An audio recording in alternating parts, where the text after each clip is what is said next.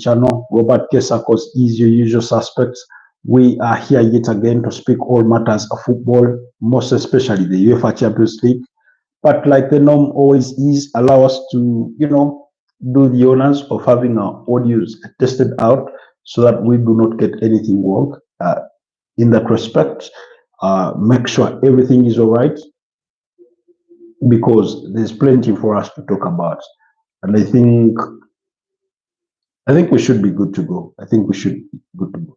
For those of you that do wonder why I do this, is because we've burnt our fingers one too many times in terms of being here with you, and yet our audio is not at its best. So that's why we get to test it out and that kind of thing. But thank you for all those that did join us last night as we witnessed that historic semi-final between Inter Milan and Barcelona in the reverse fixture that finished 4-3 after extra time, 7-6.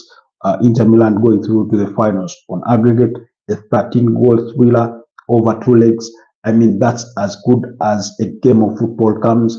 That's as good as one would pray to have a game of football. But you do get the sense that Inter were the deserved team to go through, albeit I must acknowledge that there's a lot of Barcelona fans out there that may think or may feel hard done by some of the referees' decisions, because a good number of them didn't go their way. Especially on the 50-50s. Luis Enrique, Hansi Flick seemed to suggest so or feel that way. But then again, you also do acknowledge that Inter Milan were at home, so them being at home, that gives them a bit of advantage, home advantage. So oftentimes you get to think that they will get away with a few decisions here and there. That's bound to happen. Then maybe the quorums could have been potentially, DiMarco could have received a yellow card in that game. He did not get one. Eventually, of course, he was substituted, which sort of impacted how the game, shifted in that early moment. But then Inter took control again. So many talking points are there for us. But good morning, everyone. Welcome back to the Footballtribeug channel. It's a chilly Wednesday morning down in Kampala. It's still drizzling out there. We did have a morning downpour, so it's a bit chilly. I would be interested in hearing from you. How is it on your end? Thank you to all our new subscribers. Really much appreciated. Many of them joining us last night on yesterday's multiple broadcasts. I say multiple because we had 3 of them. We did have one prior to the kickoff of that particular fixture. We did have one at halftime, and we had another at full time. So thank you to those that were able to be with us. And of course, that it goes without saying that we look forward to doing the same tonight when Arsenal visit Paris Saint-Germain. So we are looking forward to that as well. So thank you so much to our new community members. Thank you to those that were engaging with us last night. The likes of Ryan, the likes of Len, the likes of it's called Exam Academy, something like that, learning something. But if you're just joining us, kindly consider liking the broadcast. Kindly consider subscribing if this is your first time on the channel. I can see Cristiano Sam says, "Hey man, hi Cristiano Sam. Are you a Cristiano Ronaldo fan?" You seem to be so from what I see here. I think your profile display picture says just as much. So kindly consider subscribing if you're new here. You say, haha. Anyway, what team do you support and where are you joining us from? I would be interested in knowing, Sam. Really. I would be interested in knowing what team do you support or pay allegiance to and where are you joining us from. Guys, let me know down in the comment section. Let's engage. Say hello if you've just joined us. It will be really much appreciated.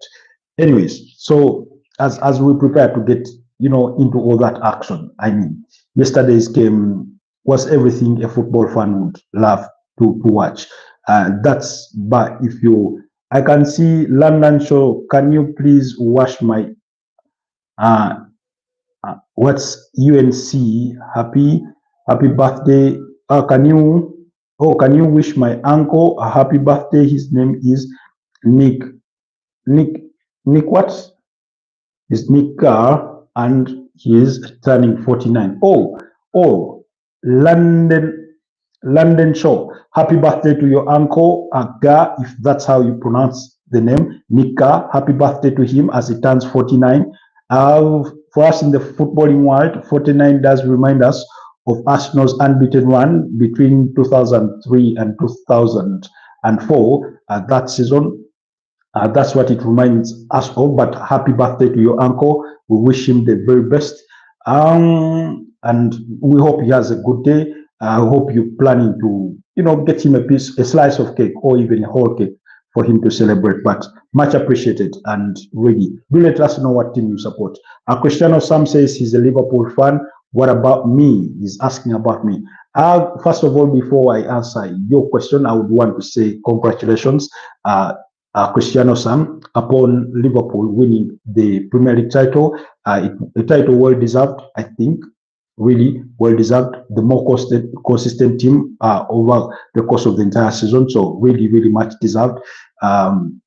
So congratulations to you, Sam. Personally, I do pay allegiance to Arsenal. Arsenal is the team I support. But I love football in general, so that's why I get on here and we talk some matters of football. So it's really, really much appreciated. I can see M_U says, hello, my cousin's birthday is today. I wish the best for her. Happy birthday to your cousin, MU. That's M_U. Happy birthday to your cousin. We wish her the very best. Hope she gets to blow a candle too and make her wish, and everything falls in place for her. We wish her the very best of life. So, Cristiano Sam, congratulations to Liverpool. Of course, commiserations to Arsenal, but they do have a date tonight in the UEFA Champions League with a squad to settle when they travel to Parc de France with PSG in the lead of that 1-0 aggregate score following their victory last week on Tuesday at the Emirates Stadium. So we'll be discussing a bit that and more. Then, of course, M_U says, thank you. Anybody with any other mentions, any questions, please put them down in the comment section. But let's get it all started, really, and speak matters. UEFA Champions League from last night, really, where I thought Inter Milan, for me, overall, were the best team. The statistics may suggest otherwise in terms of ball possession and everything there is. Hey, do you like MU? What do you mean, do you like MU? What's MU? Kindly elucidate more on that. I need a bit of clarity. Is that, do you mean yourself? Do I like you? What do you mean? Kindly elucidate more. So, for me, Inter Milan were the best team overall on the pitch. Yes, they had a very, very incredible first half in which they managed to register 2 goals, thanks to Lautaro Martinez in the 21st minute. And then, of course, we did have that penalty scored by Hakani Chanalolu, which made it 2-0 at the time. Of course, Pau Kubasi being the culprit there with a foul on Lautaro Martinez, who, according to Arsene Wenger, says he hates those kinds of decisions. He doesn't think that was a penalty. Hi, M_U. Thank you so much. For him, he says he did think it was, first of all, a foul.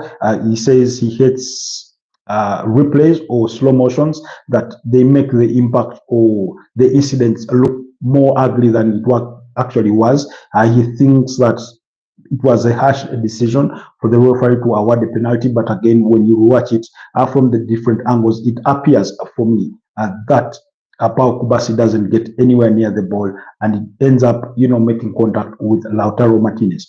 Of course, Arsene Wenger goes on to make the argument that Lautaro Martinez sort of felt that the chance or the opportunity to score was running out of his hand, and was he had Pau Torres sort of coming behind him. Pau Kubasi coming behind him, he sort of leaned into him to sort of get the advantage, and in which he was able to persuade the referee after being sent to the monitor on the assistant viewer assistant referee to review that incident, and he ended up awarding a penalty that was converted by none other than Hakani Chanalolu on the night. So Inter dominated the affairs of the first half. You say, hey, you uncle, do you like Ronaldo better or Lionel Messi better? Okay, M underscore you. Kindly stay with me on this broadcast, and I'm going to give you my verdict. It's one of those questions that I get asked oftentimes, but let's first finish this Inter Barcelona review, and then I'll be answering your question in the bit before we get to the Arsenal game. So in the second half, I thought Barcelona returned as the much better team. Whatever team talk Hans Flick did, subject his team to at halftime really worked. It was paying off dividends, and it wasn't long into the second half. Actually, it was 9 minutes into the second half when Barcelona pulled one back through Eric Garcia, Gerard Martin providing the assist for that particular goal. Good ball into the area that it converted, putting beyond the reach of Jan Sommer in goal to make it 2-1. And then 6 minutes later, about 6 minutes later, in the 60th minute, Dani Olmo was at the end of the back end of the goal, scoring the header again with Gerard Martin providing the assist, putting in a sumptuous cross that he was at the end of that Dani Olmo to make it 2-2. And really, in that moment, you felt Inter were being suffocated. They were being pressed really high. They were failing to get out of the back. They were denied spaces. They were losing all the 50-50s and second balls. They felt frustrated. They did feel really low on confidence. They had that. Then the inability of their front two in Lautaro Martinez and Marcus Thuram to return, to sort of be involved in the press, to be involved in, the whole component of defending and fighting as a team. You felt was costing Inter.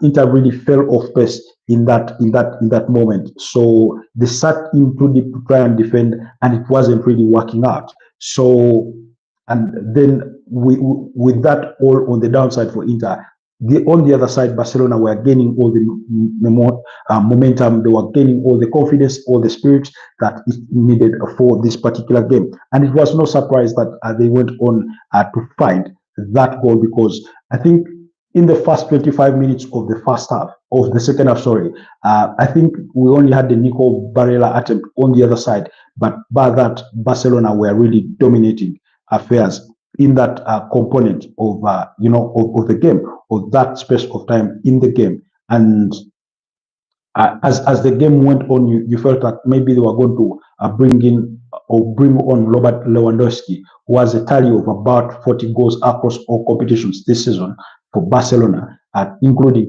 25 of those coming in the Spanish La Liga and 11 of them coming in the UEFA Champions League. That maybe he could be thrown on to cause Inter Milan a little more trouble. Although it wasn't until much later that he was brought on. So you started getting the feeling that Barcelona were the team destined to run away with it. And that was no surprise when they went on to score in the 87th minute, thanks to Rafinha, who I thought did have the best of games by measure of his own standards that he set for himself this season. He scored in that goal in the 87th minute. Of course, he had an attempt that was saved by Jan Sommer, although Jan Sommer's parried ball fell to once again Rafinha to have a do-over of his attempt, which fell to his right foot, and he slotted that ball into the back of the net, and it was 3-2. At that moment, although we never say never in football, anything is plausible to happen, I thought that Barcelona really, even with their leaky defense, they could hold out that result, perhaps even go ahead to have a fourth. And I think it was Lamine Yamal that had a good attempt on goal, although that did not bear fruit. So you felt that Barcelona were on top of affairs in that moment of the game. But then again, Francesco Acerbi, there, a 37-year-old defender, had other ideas. I mean, for a moment that wasn't a set piece play. It really felt like a Sergio Ramos, a moment. It felt like an Antonio Rudiger moment where he bursts into the forward lines as though he's a midfielder or a striker.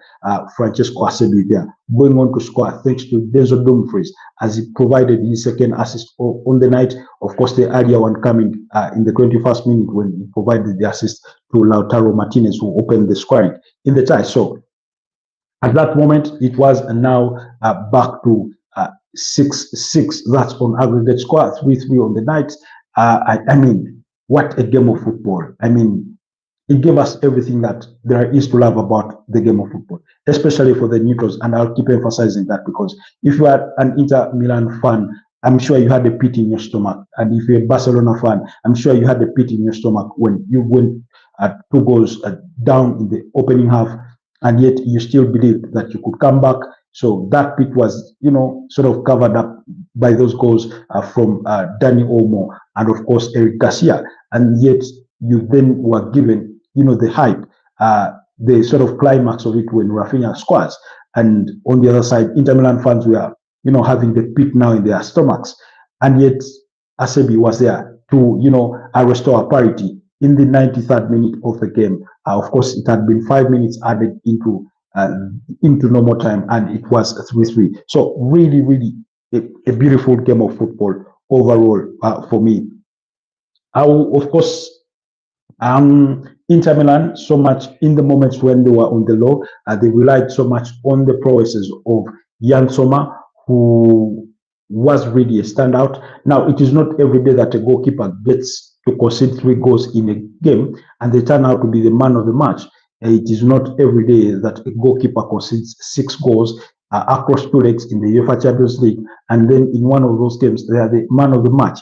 It doesn't happen every day. I mean, that's good a performance he had, and that tells you how Barcelona really, really pushed Inter Milan, how they were destined for glory beyond if it was not for luck on the Inter Milan side and the prowesses of Jan Sommer in goal. So that performance, I think he had 3 incredible saves.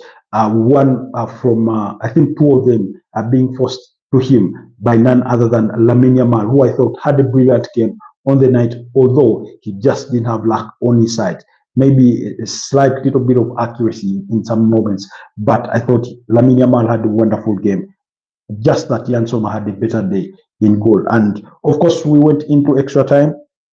None of us would have wanted to go into extra time yesterday, but we had to, given that it was all square at full time. So when we went into extra time, it was Inter that really, really continued to, impose themselves on this relentless Barcelona side with that 99th minute goal from Fratesi. And I thought that eventually turned out to be the match winner.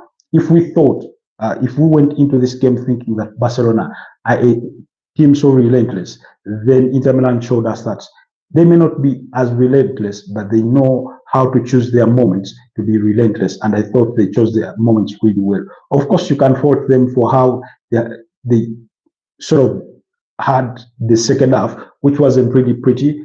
But as the second half wore on, you felt that they got their rhythm back. Of course, with the Zelinski's coming on, you had Matteo Damian come on. Of course, Basic being withdrawn. That's in the back 3, one of the defenders being withdrawn. Of course, we had DiMarco withdrawn. We had Lautaro Martinez withdrawn. We had Hakani Chanalolo withdrawn. But all the substitutes for Inter, I thought really made a good impact on the game. And that's how eventually they turned out to be winners on the night. 4-3, as Simone Inzaghi guided Inter Milan to their second UEFA Champions League final in a space of 3 years. Remember, they were there in 2023 and lost to Man City by 1-0, a goal scored by Rodri. So they will be back in Munich waiting tonight to see who they will be facing. Will it be Arsenal? Will it be PSG? I do remember Denzel Dumfries being asked in a post-match presser there with CBS Sport, and they were asking him of Inter and Arsenal, who would they prefer to meet in the final, and it did say that both teams do have their qualities, both are top teams, and he wouldn't choose any, but whoever does come is whoever they will try and battle. But for now, they will bask in the celebration of their glory, although that won't have to last long because they do have a fixture over the weekend and they are still trying to pursue or push that Scudetto to the wire, where Napoli are leading affairs in the Italian Serie A ahead of them by 3 points. So there's that, they will have that to mind about as they wait for the finals of the UEFA Champions League that will come as well. Barcelona overall may have felt hard done by with some of the referees' decisions that didn't go their way. Hansi Flick said just as much. He thought that most of the 50-50s as decisions that the referee sided with Inter Milan, which was to Barcelona's disadvantage. There was a huge claim in the build-up to that fourth goal that Denzel Dumfries had committed a foul. Now, I mean, again, it was that kind of foul that could be ignored, only that it led to a goal, and that's why it's being subject to debate. Was it an intended foul? Well, whether intended or not, a foul is a foul sometimes, oftentimes. But again, because it resulted into a goal, is why we are discussing it. Because it resulted into a match-winning goal that sends Inter into the finals, is why we're discussing it. But again, those are the kinds of advantages you get sometimes when you are the home team on the night. But overall, for me, really, Inter Milan were the better team. And Jan Sommer was indeed the man of the match, as my assessment was, and even UEFA had a similar assessment on the night. So now, guys, allow me answer. I hope I'm still audible to everyone. Am I? Yes. So allow me answer M_U's question, who says, "Hey uncle, do you like Ronaldo better or Messi better?" Now it's a subjective question. When you ask it directly like that, who I like better, I do not think there's any I like better than the other. Although I'll say both of them are very different. In my own opinion, I do think that Lionel Messi is more naturally talented as compared to Cristiano Ronaldo, whereas Cristiano Ronaldo is more hardworking. And then the style of play, you feel that Messi is a softer player in the way he applied himself on the pitch, while Cristiano Ronaldo is a harder player. And by that, I mean the way they both run, the way they dribble past players, the kind of energy they put in. Of course, Messi's diminishing or diminutive height really does often show him underlooked in a way, because he doesn't have that physique that would threaten an opposing player. And yet when he gets the ball at his feet, really he is capable of taking on any defender or any player in his path and that kind of thing. So when you say who do I like better, I mean, if I'd been pressed to choose, again, it would depend on the moment. It would depend on the game. It would depend on the rest of the other team members. What do I need to do on a given day? I mean, that's just about it. But I mean, it goes without saying that Lionel Messi is a different player. So both great players, although I think Messi does edge it in terms of natural talent. For a person like me, who's a favorite player of all time is Ronaldinho Gaucho, the assist Moreira. Really. AI of Multiverse is back. Hey, I'm back. AI, welcome back to the channel. It's good to have you back. How are you doing? How is your day? Much appreciated. Yes, I do remember you, AI of Multiverse. And I'm interested in knowing why you call yourself Multiverse. What do you do? Does it come from what you do, or is it just a creative name that you chose to go with? But welcome back to the channel. Much appreciated having you back here with us today. Kindly like the broadcast as we continue this engagement. So M_U, I hope that answers your question. That's the best I can give you for now with respect to your question. Let me see if we have any other question here before I proceed to that fixture between Arsenal and Paris Saint-Germain that is in the return leg of the UEFA Champions League. Now, of course, yesterday, eventually I was wrong about Barcelona. I thought they had the edge over Inter Milan going into the second leg, but also I wasn't too wrong because that showed in the second half when they went 3-2 up, having come from 2 goals down. Maybe I wasn't wrong in that sense, but eventually Inter Milan edged it and advanced to the finals. My prediction had been that Barcelona would advance to the finals and they would meet with Paris Saint-Germain on the finals. Yesterday, I did make a tweet during the course of the game that either we will have a final of Barcelona versus PSG or a final of Inter Milan versus Arsenal. Now, today is the day to determine whether I'm right with that assessment or that prediction, or it will be an Inter Milan PSG. Now, while I made that very prediction or assessment, I increasingly get the feeling that PSG have the advantage, so it could be an Inter Milan versus PSG final, which is increasingly looking more plausible than not. And the reason as to why I say that is because, I mean, I've looked at this in all ways, and I kind of don't see the way through us for us.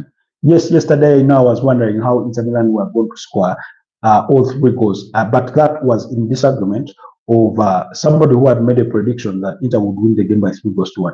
I was like, really, Barcelona with all that attack will only score just 1 goal? I didn't want to believe that, and I was happy to see that it wasn't just 1 goal for Barcelona, and it turned out to be 3. So, guys, like the broadcast, please. And if you're new here, please do me the absolute honor and subscribe to the channel. You'll be much appreciated. So, again, I'm waiting for your predictions. Yesterday, I also had somebody, I forget his name. If he's out there, if anybody does remember him, his prediction was that Arsenal would win the game in normal time by 3-2. No, he said Arsenal would win the game by 3-2 after extra time, and then it would go to penalties. Then Arsenal would eventually advance. Well, that's his prediction. He said he had a perfect score prediction for yesterday's game after extra time, 4-3 in favor of Inter Milan. Well, we didn't get to see the prediction prior, but we will take his word for it for now, that it was a perfect score for him. So Arsenal PSG. Arsenal have welcomed back in their camp Ricardo Calafiori as well as Julian Timber, who missed the game over the weekend against FC Bournemouth, as Arsenal suffered their 4th defeat in the Premier League this season. 2 of those being losses to AFC Bournemouth home and away. Bournemouth completing the double against the Gunners. So really, for me, it becomes not that it gives Arsenal much advantage, but really it gives Arsenal a lot of it's confidence going into the return leg, having Julian Timber back, especially given the manner in which he was able to deal with Ivica Kvaratskhelia, especially in the second half and in the last minutes of the first half. I thought he dealt with him really, really well. Of course, he suffered or struggled in the opening 20 minutes of the first half, but I think the entire Arsenal team suffered at the Emirates Stadium, eventually, which is why they lost by 1-0. That goal scored by Ousmane Dembele in the 4th minute. So today, Arsenal will need to have a better start than the one they had at the Emirates. The advantage for Arsenal is that it is possible to beat up against PSG. Against PSG at home. Teams have done it before. Liverpool have done it this season. They went there and beat PSG by 1-0. Atletico Madrid have gone there and beaten up against PSG by 2-1. That was during the league phase, while for Liverpool it was during the round of 16 there. And then, of course, those are the 2 defeats that PSG have registered at home this season, while Arsenal's defeat at home only came at the hands of PSG themselves.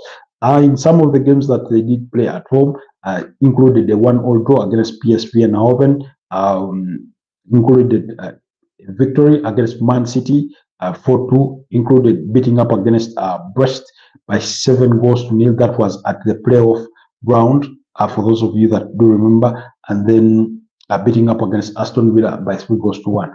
Now, so many competing factors or realities. Again, we're going to have those subsets of, battles or key battles in the game. We'll have, again, Kivisha Kvaratskhelia versus Julian Timber or Ben White, depending on who Mikel Arteta chooses to start ahead of today's game. We'll be looking at the possible or plausible lineups ahead of tonight's fixture. Then we'll have another battle between Desire Doe and Miles Lewis Kelly, who is expected to start at left back to Arsenal. Then we'll have another battle between Ousmane Dembele versus Yakub Kivio and William Saliba. I thought they did fairly well in the first leg, although Yakub Kivio really had a shaky game overall in that particular fixture.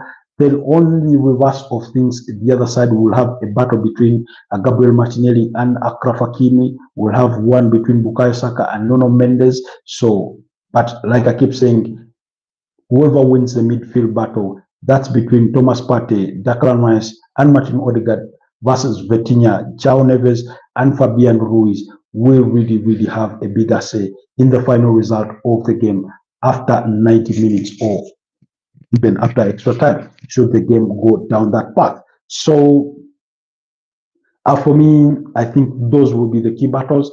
It will be interesting to see how players in respective departments fare on. Gianluigi Donnarumma will have to be once again at the top of his game, just pretty much like he was in that game against Arsenal in the first leg.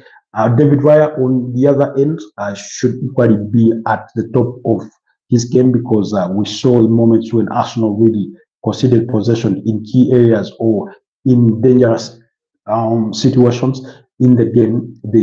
They sort of got lucky or ran away with it, because one of the attempts by Goncalo Ramos hit the crossbar, the other was sent inches wide by Bradley Bacola, and that kind of thing. So Arsenal will need more discipline. And because they do welcome back Thomas Partey in that at the pivot of midfield, a person who did miss the first leg, gives them an extra piece of strength that they lacked in the first game. It gives Arsenal a tactical switch for them to have Thomas Partey at the pivot of the midfield, and then you have Declan Rice playing as your number 8, so for him to go ahead and make those runs.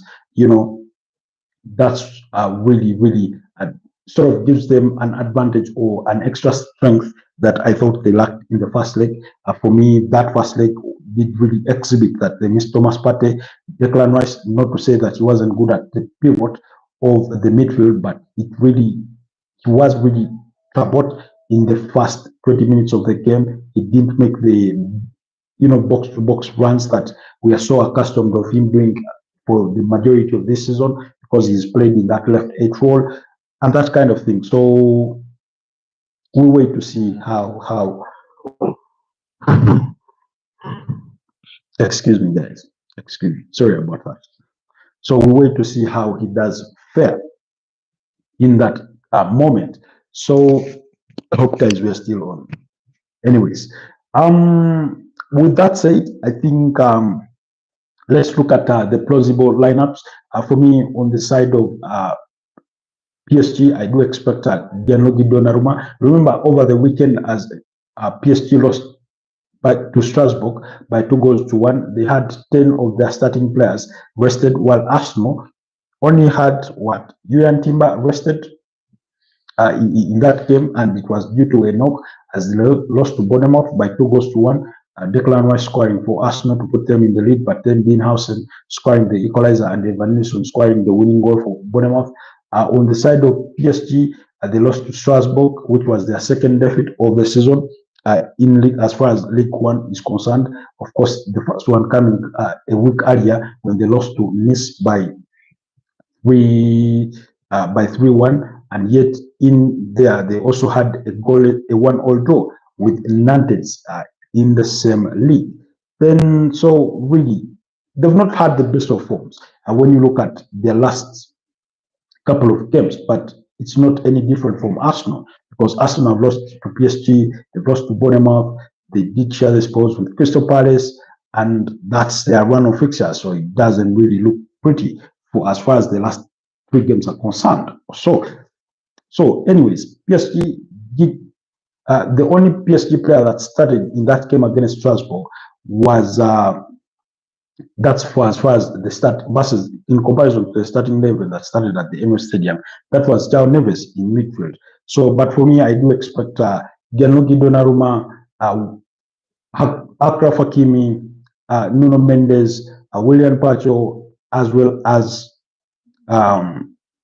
William Pacho as well as Marquinhos in that back four. I do expect Vitinha, João Neves, and Fabian Ruiz in that midfield. Then Ousmane Dembele, Kvicha Kvaratskhelia, and Desiree to lead on the front three. On the side of Arsenal, I do expect David Raya in goal, Jakub Kiwior, William Saliba, Julian Timber, Miles Lewis Kelly in that back four. Then in midfield of Thomas Partey, Declan Rice, and Martin Odegaard.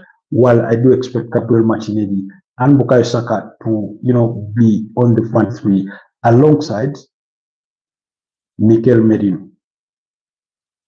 That's my expectation. But do not be surprised if Mikel Merino is swapped for Leandro Trossard to start that game. We'll wait to see what decisions Mikel Arteta will make ahead of that fixture. He did say that he was speaking about whether Arsenal are capable of winning titles, and he did say, for you to qualify to win titles, you have to be in the right moment, in the right place. And he went on to say that the points they garnered in the last two Premier League seasons would have been enough to win a Premier League title in comparison to what Liverpool needed to win the Premier League title this season. He said they needed only 82 points. And we all remember that in the last two seasons, Arsenal have amassed 85 points and 89 points respectively, and ended up finishing second. So those are the standards. But also you need that luck to be in the right place at the right time, in the right moment for you to be able to win. And he says for them, to give them, they need to give this game everything to give themselves a chance to advance to the finals in Munich and see if they can do it against Inter Milan. So we'll wait to see. But it looks like Inter Milan have their date in the finals in Munich, while Arsenal and PSG are still waiting to decide who amongst them does get to proceed to the finals there. Who will it be at the end of the night? For me, my prediction is that PSG will be the team that advances. Yes, I know I made that tweet. That we either have a Barcelona versus PSG final or an Inter Milan versus Arsenal final. As an Arsenal fan, I'm praying for that. Although instinctively, I'm more inclined to think that PSG will do everything they need to do right to get the edge over Arsenal. And like I said, there some people have predictions of 2-0 in favor of PSG. Others have 2-0 in favor of Arsenal. As looking at what's his name, Robbie Light of AFTV saying, predicting that Arsenal will win by 2-0. I do not see a way Arsenal keep a clean sheet. The last time they kept a clean sheet was when they were beating Real Madrid by 3-0 at the Emirates Stadium. I do not see that happening at Parc des France. So that's my expectation. Do let me know what your expectation is, and if you think that that Arsenal are really stealing it. Of course, they are stealing it. They need to give themselves a fighting chance. But there are things they will need to do in this game. First of all, they need to get a quick goal that sort of antagonizes or downs the spirit of those PSG fans, if that's even possible. Two, but while trying to get that early goal, they need not to overcommit, because then they can easily leave themselves vulnerable to a counterattack, which we know PSG are very capable of. We saw that against Aston Villa as they lost by 3-2 in the reverse fixture of the quarterfinals. So they have to be mindful of that. I think it has to be the same principle they apply when they go in for set pieces. They ought to remember that PSG can easily catch them on the break and go ahead and score. PSG will have to worry of Arsenal's set piece choices. We all know how Arsenal can be faultless when it comes to set pieces. Even in the first leg fixture, which Mikel Arteta says that the result could have been much different or to have been much different than what they were able to register after 90 minutes. They had a goal scored by Mikel Merino out of a set piece. Declan Rice fought in that pole, although he was just to the offside. So PSG will need to do better when it comes to defending set pieces. They will need to do an even better job than they did in keeping Bukayo Saka out of the game. I thought Nuno Mendes did that really well. They will need to do better to control or stop Declan Rice from doing those forward runs that we all know he's capable of. And then Thomas Partey will need to be at the top of his game to sort of command that midfield if they are to have a chance, because if there Vitinha gets the better of him alongside João Neves, then the game will fall out of hand for Arsenal. Do let me know what your predictions are. My prediction is that PSG win by 2-1. That's the feeling I have, but I could be wrong. It's just a prediction. Anyways, guys, we are 40 minutes into the broadcast. Thank you to all those that have been managed to be with us for the longest of time. Before I sign out, I want to say my shout outs to people that were sending some feedback earlier on. Cristiano Sam, thank you for being with us today. London Show, thank you for being with us. Really, once again, happy birthday to your uncle. Then we had M_U. Happy birthday to your cousin. Thank you for being with us again today. And of course, AI of Multiverse and everybody else that stayed within the shadows or within the back end of this broadcast. Thank you for having been with us. You're much appreciated. We do wish you the very best of the day. And let's catch up later on in the day. I think about an hour prior to kickoff or thereabout, we'll be here for another live broadcast to speak more of that game. The team news will be out. We'll get to talk about that. Like we said, Arsenal did welcome back Ricardo Calafiori. I think that gives them a bit of more defensive options on the bench or in terms of playing power. We all know that he can play in midfield, not his ideal position, but if need be, that can happen. Then, of course, that means you have the likes of Ben White, Ricardo Calafiori, Ethan Nwaneri, all on the bench. Players that you can look to when you sort of are short of ideas if PSG are being relentless in their attacks. In terms of going forward, I mean, Arsenal, that's where they fall short.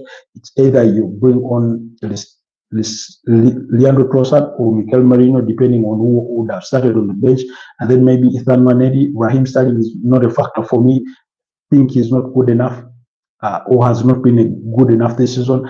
And then maybe Alexander Zinchenko, bring him on in that midfield to see if he can try and impact the game. We saw him impact a game when Man City were beating up against Aston Villa by 3-2 on a final day when they needed to win that fixture to go ahead and win the Premier League title.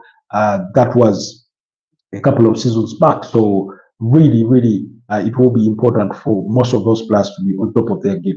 But thank you for being with us. Thank you to all those that watch our broadcast much later. Your time is not taken for granted. Have a blessed day, and let's meet once again in the evening and discuss once we have the team news out. Arsenal fans, be worried and do not be worried. PSG are very beatable at home, so you could get it your way. Bye-bye for now.